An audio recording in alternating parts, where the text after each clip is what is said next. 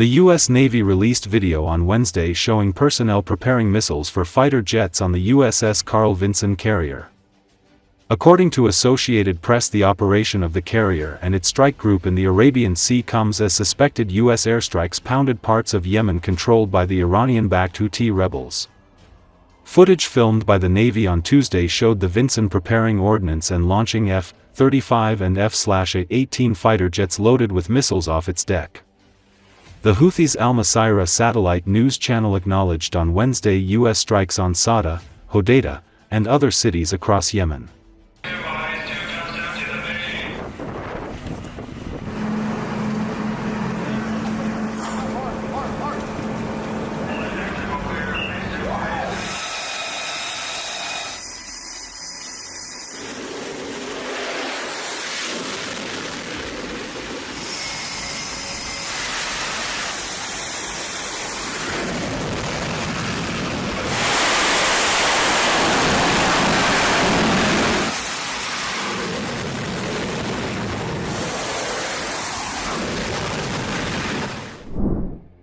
Around 14,000 U.S. and Filipino forces will undertake large-scale battle readiness exercises in the Philippines, including live-fire drills, as part of ongoing joint efforts to deter aggression in the region, a Philippine military official announced Tuesday.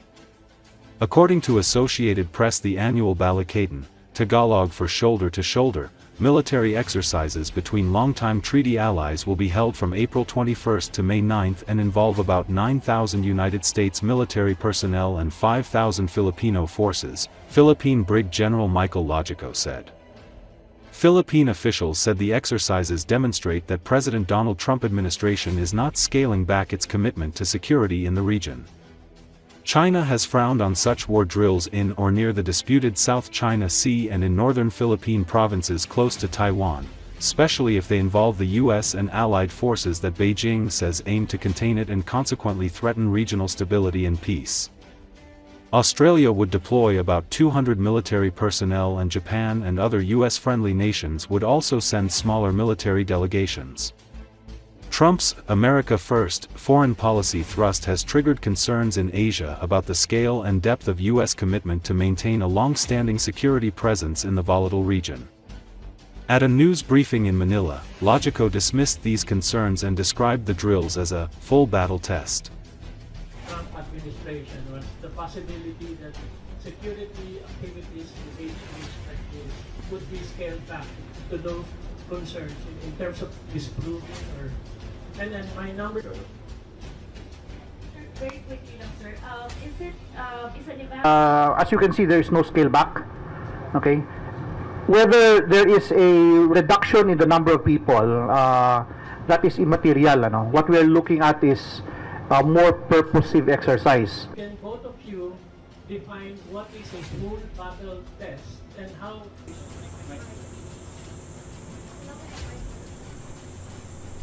When we're talking about the full battle test, we are now treating exercises as rehearsals. See, so we are implementing a plan that has been planned out in the previous Balikatan, and that is what we're going to execute for this time.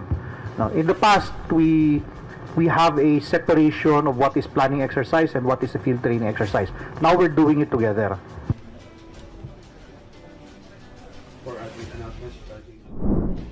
North Korea has shipped more than 15,800 containers of ammunition to Russia over 18 months, becoming a critical supplier to the Kremlin in its war against Ukraine. As Newsweek reports, an analysis using satellite imagery and detailed 3D images of the ships and their cargo identified at least 64 shipments from North Korea to Russia between August 2023 and March 2025. The report states that the Russian military received approximately 4.2 to 5.8 million rounds of ammunition through these deliveries. It is indicated that 4 Russian-flagged cargo ships were involved in transporting the North Korean ammunition: Angara, Lady R, Maria, and Maya 1. The North Korean flow of munitions allows Russia to maintain offensive momentum and undermines the effectiveness of Western military aid to Ukraine, the report said. If left unchecked, This flow of weapons could tilt the battlefield even further in the Russians' favor and precipitate broader security risks in both Europe and East Asia, the analyst said. Russia has had to seek external support for its war and ailing economy as the invasion dragged on for much longer than it expected, after a resilient Ukraine backed by the military might of the U.S. put up a strong defense. Moscow has largely relied on North Korea and Iran for additional military hardware, and China for big purchases of oil and other resources to keep its economy afloat following punitive Western sanctions. The South's Joint Chiefs of Staff said North Korea has also been sending more missiles, artillery equipment and ammunition to help Russia, and that North Korea could increase its weapons supplies further depending on the war situation.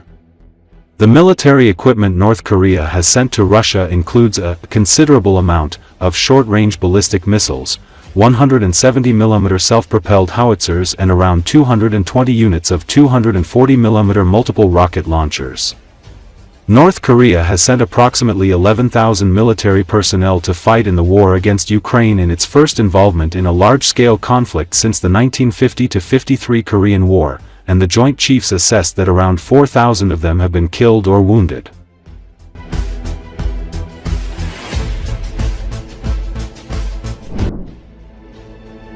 Ukrainian military has shared a video showing destruction of Russian positions and troops in eastern Donetsk region that is the main focus of Russian attacks.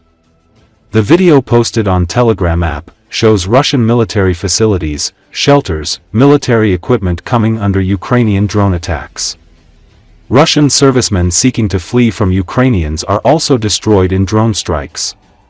Sharing the video, the Uglader tactical group under the Ukrainian army said that it partially controls Donetsk region's Razliv settlement that Russians claimed to capture on April 1. The Ugladar group explained that for the second week now, Russians have been throwing troops from 3 directions to capture Razliv. In turn, Ukrainian artillery, multiple launch rocket systems and drones have been destroying Russian invaders who have sought to advance to the settlement. The fields and roads near the village are strewn with dozens of buggies, motorcycles, cars and armored vehicles, as well as hundreds of corpses, Ugladar group said in the Telegram post. According to the Ukrainian tactical group, some of the Russian soldiers in the area hide in the ruins of houses and administrative buildings, often without food or water. Left without any food and water, some Russian invaders leave their shelter, after which they are immediately destroyed, the group said.